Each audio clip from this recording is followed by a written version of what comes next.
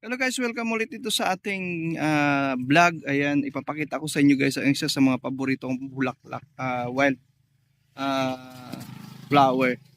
So, ito guys ay sobrang ganda talaga pag namulaklak yung puno na ito, no.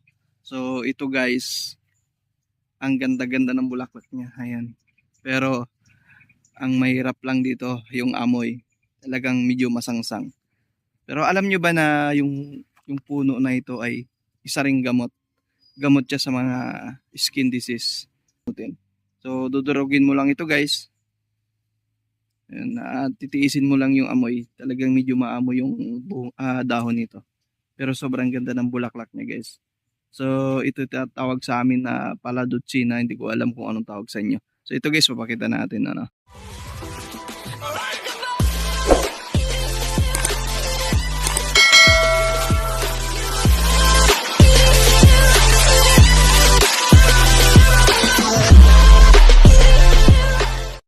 So yun guys, makikita nyo sobrang ganda talaga ng bulaklak niya guys.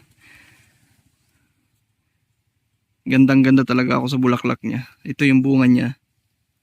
Ayan. Sobrang ganda. Ayan o. Kung makikita nyo, sobra. Tuwang-tuwa talaga ako pag namumulaklak na itong puno na ito. Yun nga lang talaga masangsang yung amoy niya guys. Ayan. Ang dami niya mulaklak.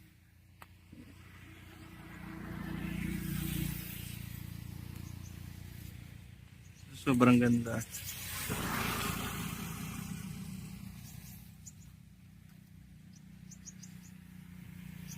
Ito yung pinakamaganda guys, yung talbos niya guys. Ito yung maganda durugin. Tapos ano mo lang, i-apply mo lang dun sa mga kati-kati ng balat. Ayan. Yung maamoy talaga. Masakit lang sa ilong yung amoy niya. Pero sobrang ganda. At yung kagandahan nga dun ay nakakagamot siya ng mga skin disease. So yun guys, at thank you so much sa panonood ng aking mga content at patuloy yung suportahan. So hanggang dito na lang aking video guys. Ayan, sobrang ganda talaga ng bulaklak nito. Bye bye.